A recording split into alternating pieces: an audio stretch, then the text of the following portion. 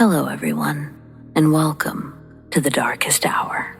I'm your host, Amanda Jane. The world is vast and mysterious, and often terrifying. There are moments when people come face to face with encounters that defy reason, or things that just leave their mark forever. Tonight we explore the stories of horror, both supernatural and the all too real. Ghosts that refuse to rest, creatures that seem born of nightmares, and moments of terror that most people can't even begin to fathom. Yet woven within these tales are glimmers of resilience, survival, because sometimes when we confront the unimaginable, we find parts of ourselves we didn't know existed. And what is it about horror that changes us? Is it the way it forces us to face our fears, or the way it reminds us of our will to endure? Makes you wonder, how would you respond to a moment that could destroy you or transform you? So, let's get started, shall we?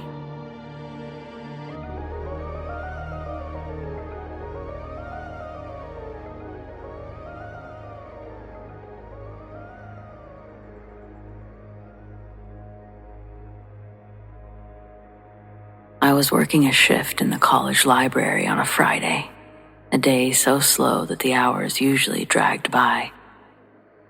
The silence was that thick and undisturbed kind, the one that fills the air when you're nearly alone in a place that usually buzzes with life.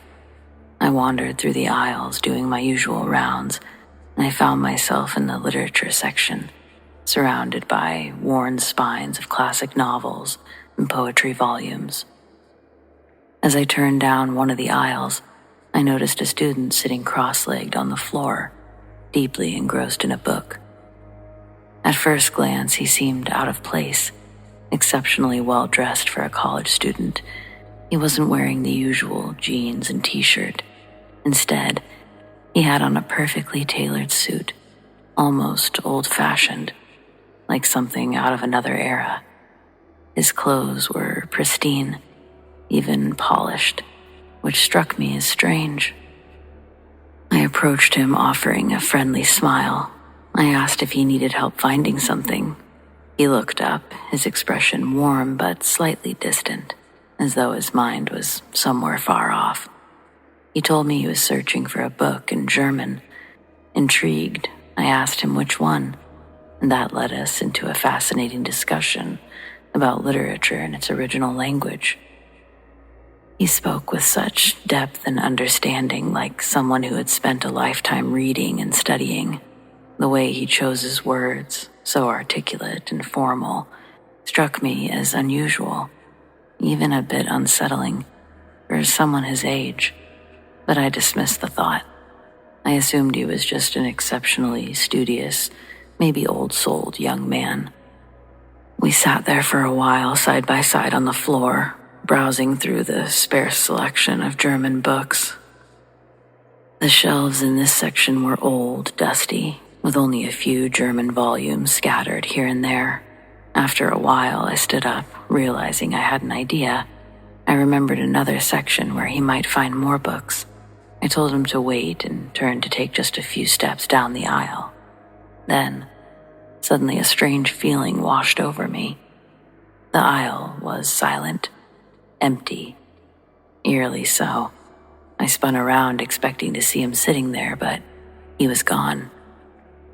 In those few seconds, he had vanished without a sound. I hadn't even left the aisle yet, and there was no way that he could have slipped past me. I walked to the end of the row, peering around the corner. I even checked the nearby aisles. My heart was thumping a little harder each row that I found. The feeling of unease was growing. It was as though he had simply faded into thin air. I stood there, rooted to the spot, my mind racing, trying to make sense of it. Had I imagined him? Was my mind playing tricks on me? Later, The story of the library's history crept into my mind. The library was built on the grounds of a turn-of-the-century estate, with a history much older than the college itself.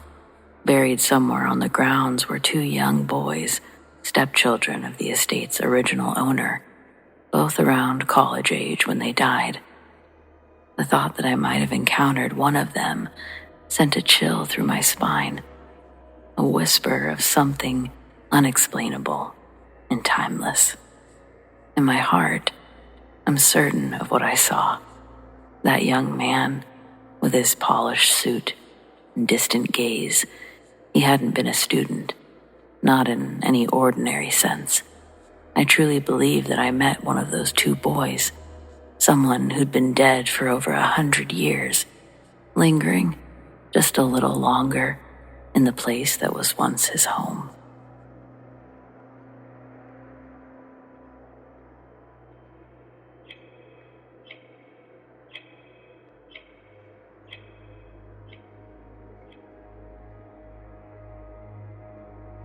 I was on a ferry for a school softball trip off Kodiak Island in Alaska, 2014. I was 18. A whole bunch of us had snuck up to the deck around 11 p.m., wanted to watch the waves and smoke cigarettes and weed and just be general teenagers on a boat without supervision. It was 11 p.m. in May in Alaska, so the sun was thinking about setting, but it was still bright outside. So we're just doing our thing and we notice a pod of orcas swimming with the ferry's wake, which is very cool but not unusual. If you're familiar with the dimensions of an orca's fin, you know that they're about 4 to 6 feet in height and look like big black spikes coming out of the water. They travel and hunt in pods of anywhere between 15 to 40 whales, apex predators, the beautiful demon murderers of the sea. Total assholes, but top of the food chain. So, we saw a pod of orcas, counted them to be about 10 or 15, with some babies scattered in there. Very fun to watch. Took them a good 30 minutes to all go by. We tried to get pictures, but it was just dark enough that our shitty phone cameras weren't much good. And about 30 or 40 minutes go by, we've pretty much sobered up and it's about to get dark. We're cold and sleepy and about ready to go in. No more orcas. Haven't seen one for a half an hour. And then one of my JV girls spots another one. So we all turn and look, but one dorsal fin is immediately followed by another, and another, and another, and then two more after that, in separate rows, and they're taller by a lot, and jagged, like some would have whole chunks torn out of them. And they were 8, maybe 10 feet tall. And they were all attached to one creature. We could barely see its back slicing through the water, covered in these rows of spikes, and it just keeps coming. This thing is 20 or 30 feet from the ferry, running parallel to it, and we're all just transfixed. There's 9 or 10 of us, no one's saying a word because we've all just turned to look at a whale, and we're all now watching something that's horrifyingly, terrifyingly, obviously not a whale. Someone tries to take a picture, but it's too dark at this point, and the only reason we can see this thing is the light that's cast from the ferry portholes. Tale as old as time when it comes to things you really fucking wish that you had a picture of. But we all stand there, completely scared and fucking stiff, in awe. We watch this thing just keep surfacing for a good 6 or 7 minutes, which means that whatever it was long, 60 or 70 feet long, or longer, and covered in enormous spikes. Spikes that looked like they'd won 1,000 battles with God knows what. It took what felt like an eternity for any of us to say anything after the last of it disappeared into the strait.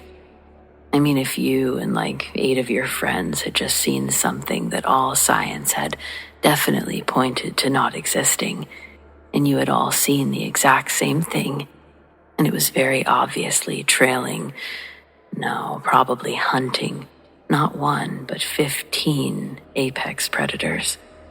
What do you even say to break the silence?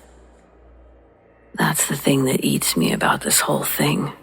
It was the hunting. It was following them.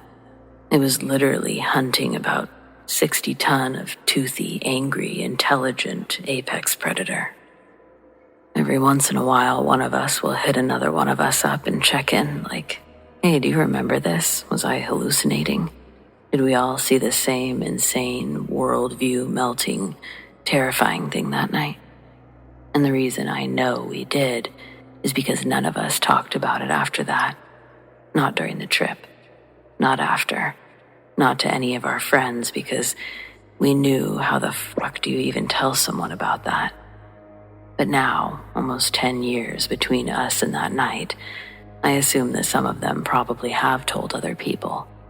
I know that I tell people, because I've seen a lot of shit like that in Alaska, and also because there's a very rich history among Native Alaskans of a something that lives and hunts in the waters around Kodiak, and it's important to tell its story because someday it's going to eat a little too much plastic, and no one's ever going to watch it hunt a pod of orcas from a boat ever again.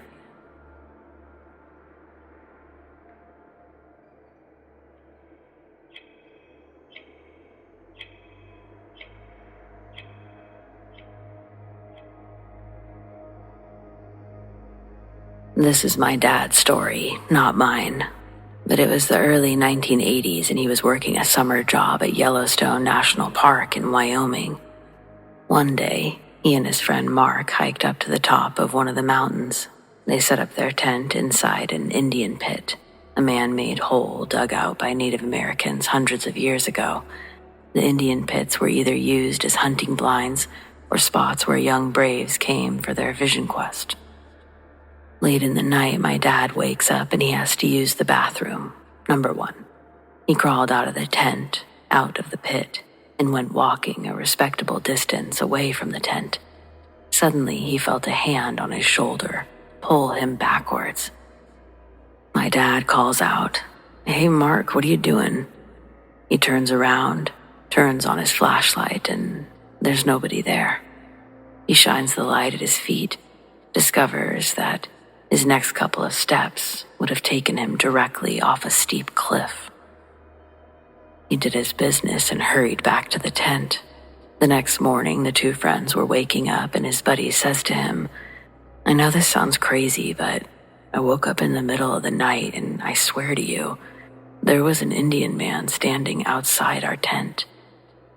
Whatever really happened that night, my dad is alive. He met my mom in Yellowstone, and here I am writing this story to you today.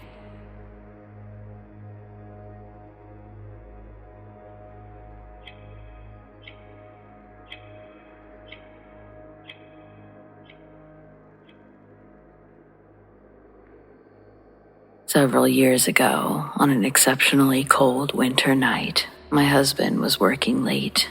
This was unusual, and it left me alone in our nearly empty apartment building with our newborn son. Our unit was the only one occupied in the entire building. Everyone else had moved out for renovations, and we were supposed to follow in a few weeks once our new place was ready. It was eerie sometimes, but I'd grown used to it, telling myself it was temporary and I liked the quiet. Our front door had a lock, but it was flimsy. Nothing more than a deadbolt that didn't quite latch, leaving a gap that could probably be forced with a hard shove. I'd meant to call the landlord about it, but with the baby, there was always 100 things demanding my attention. Besides, the building's outer downstairs was deadbolted, so I thought that we were safe enough. But that night, as I was settling into the couch and my son cradled in my arms, I heard it, a shuffle. A scrape on the stairs. I froze, heart pounding, every nerve on high alert. I knew my husband wouldn't be home yet. The sound grew louder, coming up the steps slowly, deliberately. The walls of the building were thin. and I could hear every creak of the wood, every breath of movement. And then there was a knock at my door. Not a friendly, quick knock. This was slow and heavy, like someone was testing the door and waiting for a response. I held my breath, instinctively pulling my son closer. The knock came again. This time, a voice accompanied it, muffled but clear enough to send chills down my spine. "Let me in," they said quietly, drawing out each word. "Let me in." I didn't move. I didn't even breathe. My mind was racing. I didn't have my phone immediately on me. It was on the other side of the room. So with my son cradled in my arms, I decided to quickly but quietly make my way there, hoping that he wouldn't stir or make a sound. On my way, there was that voice again, almost irritated and louder this time. "Why won't you just fucking let me in? Why won't you let me in?" The words, the way he said them, they made my bones hurt. I couldn't see him, but I could hear him. He was close, just on the other side of that door. My mind raced through the options, but there weren't very many. I snuck into my son's room. He was still sound asleep. I gently wrapped him in a blanket, placed him in his crib, and then I pressed my back against his door, wedging myself between it and the wall, bracing my feet on the opposite surface. I pushed with all of the strength that I had, hoping I added enough pressure to keep the man out. He wasn't inside, but I knew that front door lock wouldn't keep him out if he tried. I could hear him struggling for the lock. I could hear that he was still talking, but what he was saying I wasn't sure. Probably just more "let me in." I closed my eyes and I was willing myself to stay silent. I decided, you know what, 911. My husband texted me that he had already called 911. I decided in the last minute that I was going to speak loudly. So when they answered, I said, "I need help. Someone's trying to break into my apartment. Please come quickly." I told them, "Yes, I'm on the top floor. Please hurry." The rattling of the doorknob stopped. Silence filled the air, thick and heavy. I wasn't really breathing. After what felt like forever, I heard the man mutter something low and unintelligible, followed by slow, heavy footsteps descending the stairs. I explained to the operator what I heard and what I thought was happening. The operator assured me that they were sending someone, but by the time the police arrived, he was long gone, vanished. When they searched the building, they found nothing. No signs of forced entry downstairs. That's when I remembered. The landlord had been in earlier that day. He must have left the outer door unlocked. The officers offered words of comfort, but I could see the worry in their eyes. I barely slept for the next week, jumping at every creak, every shadow, every sound in the empty building. Even now, years later, I still remember his voice, soft, chilling, etched into my memory like a scar. I can't help but wonder, was it the landlord that I had such little contact with? How else would a random person select the one occupied unit in the entire building? I just hear it still. "Why won't you let me in?" It's chilling.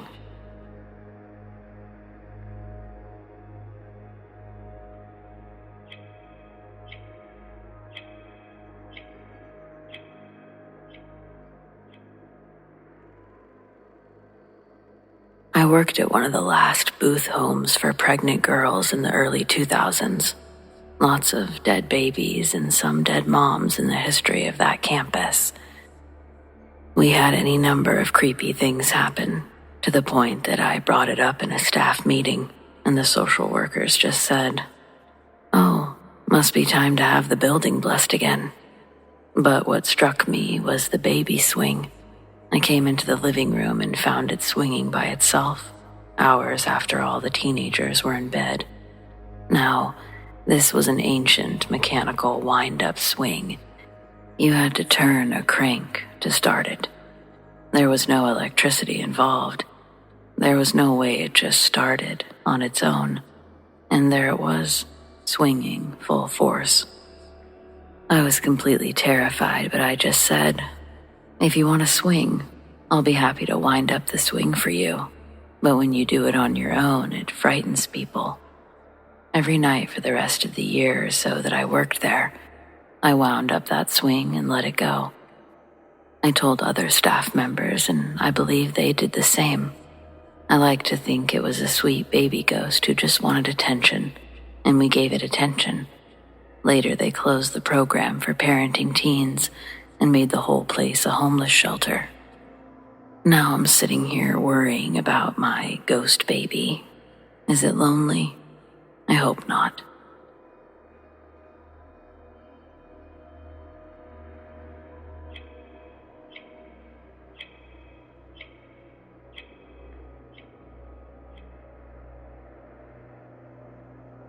A coworker trauma dumped pretty hard on me today.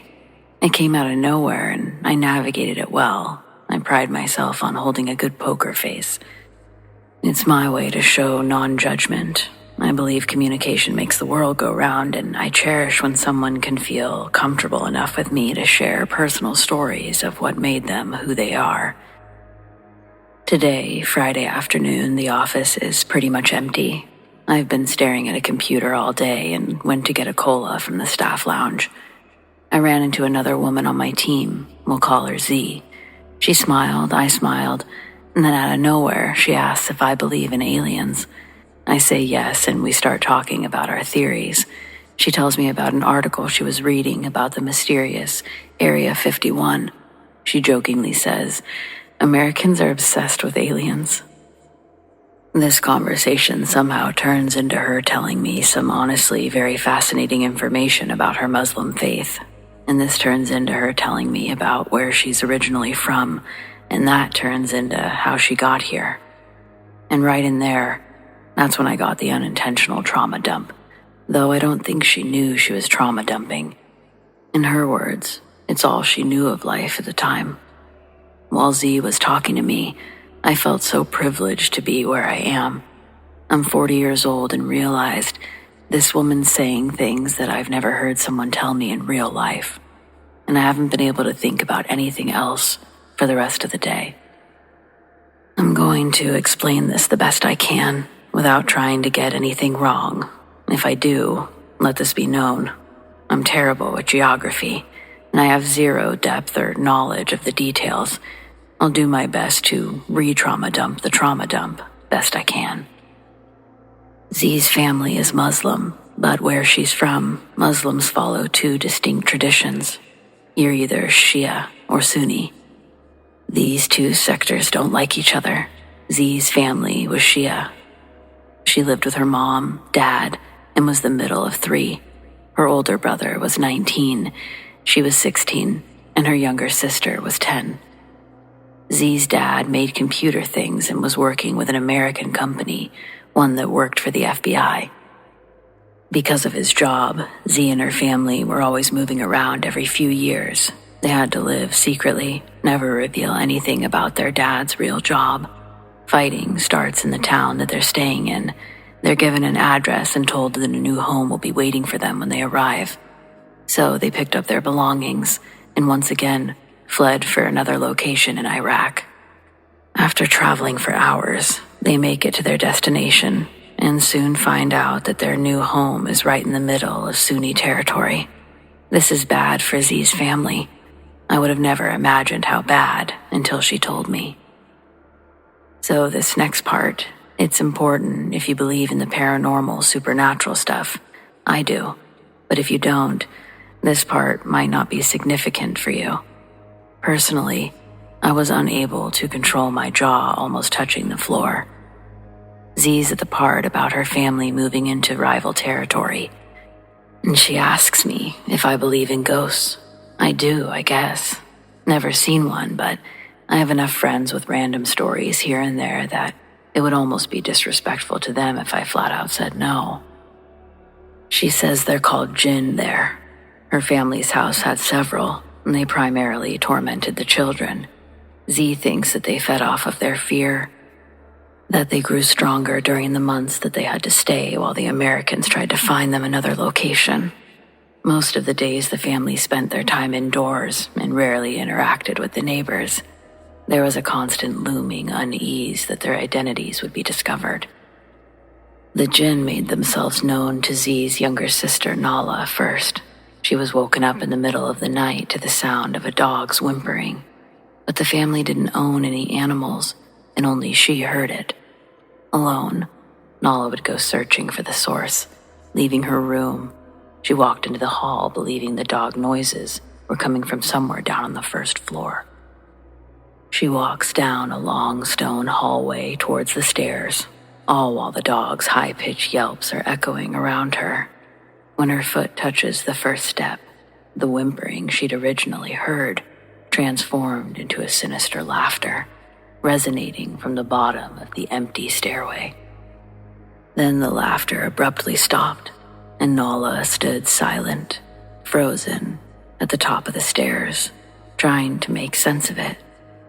The lights had been intentionally left off not to disturb the others sleeping, out of pure ingrained paranoia that someone could break in at any time.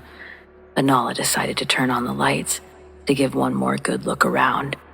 But as she's reaching for the switch, disembodied footsteps begin dashing up the stairs towards her.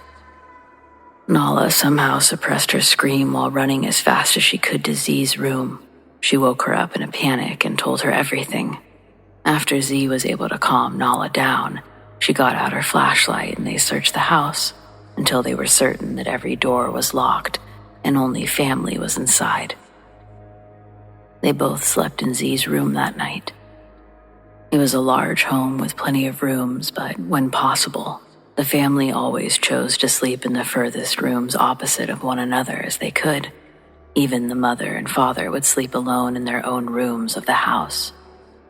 They'd make a bed against the wall that the entry door swung towards, leave it open, and lay as tucked away as possible. I had to ask why. It's because if the unfortunate event of their home being targeted, they'd have a better chance of at least a few of them surviving if they weren't all bunched together like cattle. But exceptions were made when the rest of the family started having experiences of their own with the jinn. Candles randomly lit in the house and whispers were commonly heard in the night. Z's dad was plagued with night terrors, ones that made it hard for him to sleep. Walking through the house one night, he watched their large living room couch slide at him effortlessly across the floor. It knocked him over, and he hit his head on the ground. I don't remember who found him in the morning, but there was a big pool of blood around him. They all thought that he was dead until he woke up. They also found small footprints, ones that looked like they had walked through the blood and up the wall. It wasn't the dad's blood. He didn't have any open wounds on his head, just a baseball-sized welt above his right eye. After Z's dad was convinced, all of them felt comfortable sharing their stories, hearing whispers, seeing shadows slink from the corners of the room, and misplaced items. These were all commonalities that they experienced. And scorpions. They'd find dozens of scorpions in their home, in their beds, clean laundry, hiding in their sandals. The mom and dad searched every inch of the house for holes or cracks, but nobody knew how the scorpions were getting inside. Apparently, everyone got stung at least once by one of those little devils. Z said that she was stung 4 times, once while she was sleeping. The surge of pain woke her up, and the scorpion, along with its stinger, was hanging off of her face when she sat up. The stinger embedded itself like a fishing hook into her bottom lip.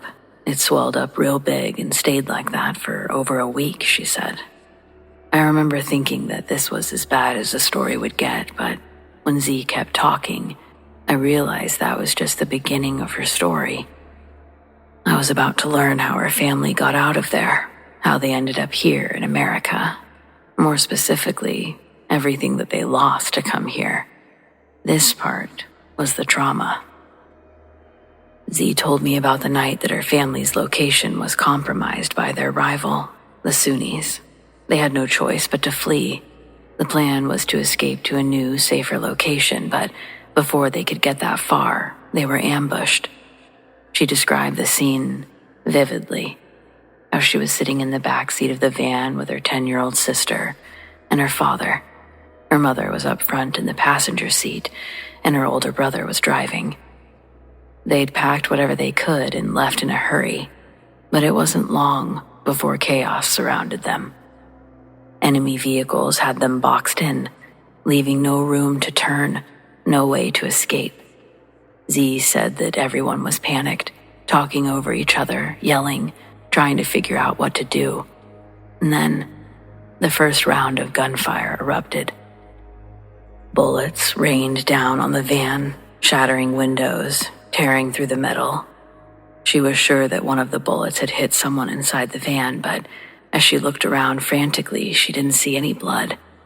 She told me that she barely had time to check if everyone was okay when another round of gunfire ripped through the van. This time, the damage was unmistakable. Z's voice hardly trembled when she described it. She said that she looked over just in time to see her brother's head lose its shape. And that's how she would put it. One second it was there, the next it wasn't. She said that she couldn't believe what she was seeing. She looked ahead, and there were his hands, still gripping the steering wheel, as if he were still driving. The van was bumping along the uneven road, and for a moment, she said it almost looked like he was still in control. Of course, she knew better. Her brother was gone, and if they didn't do something fast, they all would be. Z's mother screamed from the front seat, a guttural, heart-wrenching sound as she described it. But there wasn't time to process or to grieve, not for Z. The van swerved violently as the lifeless weight of her brother slumped against the wheel, his foot still pressing the accelerator. The vehicle jolted to the right, narrowly missing a ditch. And Z's father, he lunged forward, reaching for the steering wheel from the back seat. Z remembers him shouting for everyone to hold on, his voice breaking under the strain of the noise. Nala, her sister, clung on to Z, her small hands gripping her arms tightly. Her eyes were wide with terror, her mouth opening and closing like she wanted to scream, but she couldn't find the air to do it. Z said that was one of the hardest parts. She barked for everyone to stay down, yanking her sister towards the floor as another hail of bullets shattered the windows. Shards of glass rained down on them, cutting into their arms and neck. Z barely felt it through the adrenaline. Her father managed to grab the wheel just in time to stop the van from careening into the trees. Z glanced up. She saw her mother, frozen in the passenger seat still, tears streaming down her face as she stared at her son's lifeless body. Z claims that she shouted for her mother to help her father, hoping to snap her out of it, telling her they needed to keep moving. But her mother didn't respond. She just sat there, her hands trembling, gripping the dashboard, staring ahead as if she couldn't bear to look back again. The van jerked violently again as her father struggled to maneuver from the back seat. Z said her father was shouting for help, stating he couldn't do it alone. Before he could finish his sentence, a sharp bang echoed through the van, louder than the gunfire outside. Z turned just in time to see her father clutch his chest and collapse backwards. His body pinned Nala and Z to the floor. She screamed for her father, shoving at his weight. Her voice was breaking as she tried to free her and her sister. She described the van beginning to slow, its once erratic jerk settling into an eerie glide as it lost momentum. Z's eyes darted to the open windshield. Through the haze of dust and shattered glass, the enemy vehicles were closing in. They were out of time. Z knew that she had to act. Her brother was gone. Her father was gone or close to it. Her mother was catatonic, and Nala was too young to understand what was happening, so that just left her. Gritting her teeth, Z wiggled free from under her father's weight and scrambled forward. Slipping into the driver's seat, she shoved her brother's body aside as gently as she could, trying not to look at him, or what was left of him. Her hands gripped the blood-slicked steering wheel and she pressed her foot down on the gas pedal. The van roared to life again and lurched forward. Through the shattered rear-view mirror, she could see the enemy vehicles gaining on them. The road ahead was a narrow, winding path. But Z's mind was racing faster than the van. She had no plans, no way out, only the will to survive. And she wasn't going to let her family die here, not like this. She recalls white-knuckling the steering wheel, desperately pushing forward with the battered vehicle, faster than it was meant to go. Behind her, the enemy vehicles were still closing in, their headlights slicing through the dust and the darkness that began to fall. Gunfire rang out again, bullets peppering the van's frame, but Z kept her focus on the road, shouting for her sister Nala to stay down. Glancing back, she could see Nala closed into the tightest ball possible, clutching their father's shirt like a lifeline. Z's mother was still in the passenger seat, still frozen, tears streaming silently down her face. Z's mind was racing and she had no idea where she was driving to.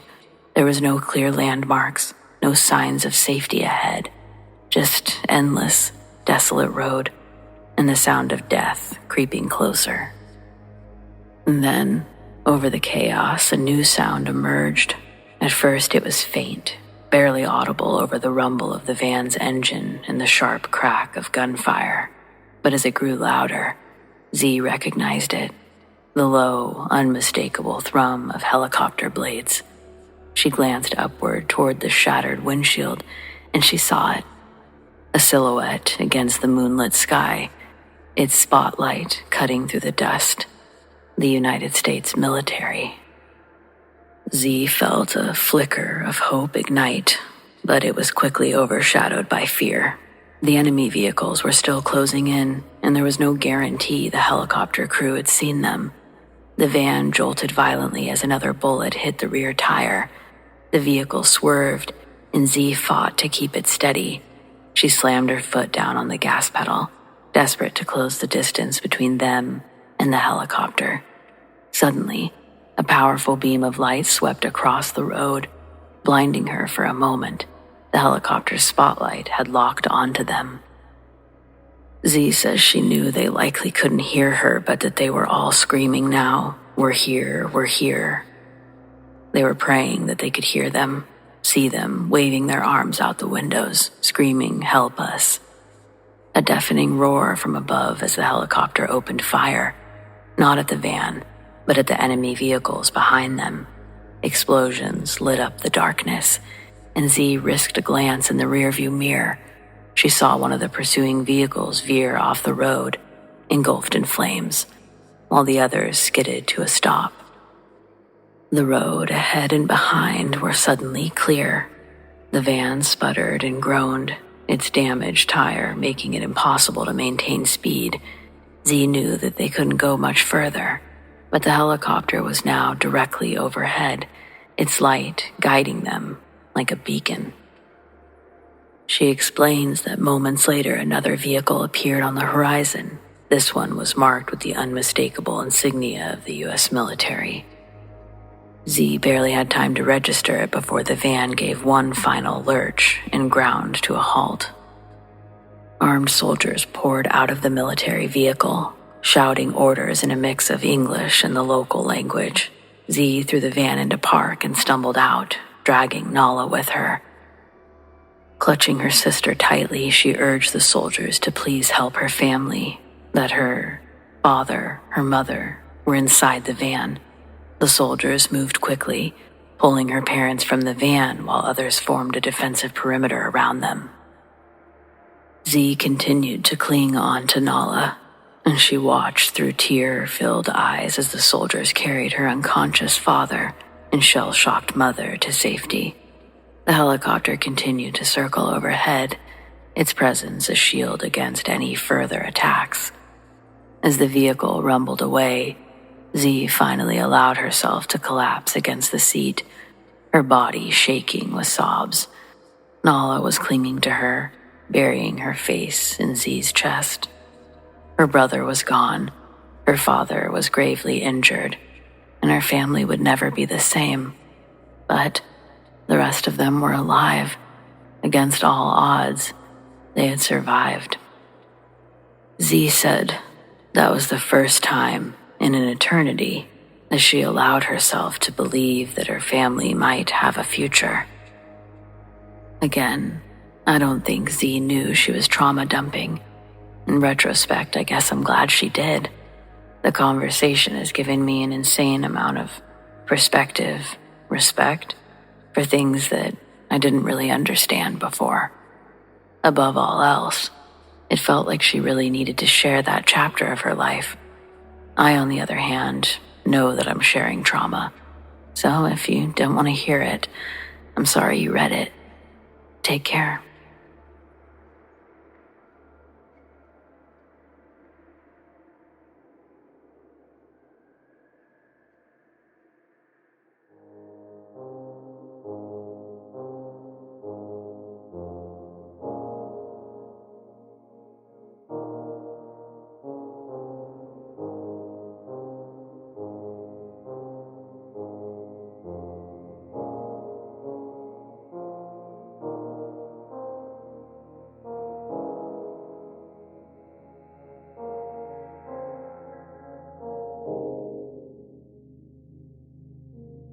Well, friends, it appears we've reached the end of tonight's episode.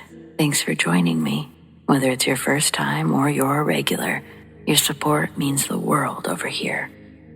We've got brand new episodes every Friday night, and keep those eyes open for those deep sleep videos. Subscribe, tap the bell, and you'll never miss a thing. Big thanks to those who shared their stories, and a huge shout out to all of our patrons, whom we appreciate so very much. Tracy S, Mary H, Tanya F, Tamara K, Monica L, ZoeWatt, Chelle B, Donald C, Marion T, Rat Girl, Alisha S, Erin G, Nikki H, Mr. Revenant, Naz K, Brendon G, Paul T, Nicholas C, Tony P, Lissane, Arlene F, Adrienne, and TF Parham. If you want to support the Darkest Hour in other ways, consider joining our Patreon. Check out patreon.com/thedarkesthour, or click the link in the description to learn more. Do you have stories like these? I'd love to share them. Send them to me, amandadarkesthour@gmail.com, or on the Darkest Hour subreddit, The Darkest Hour YT. Stay spooky.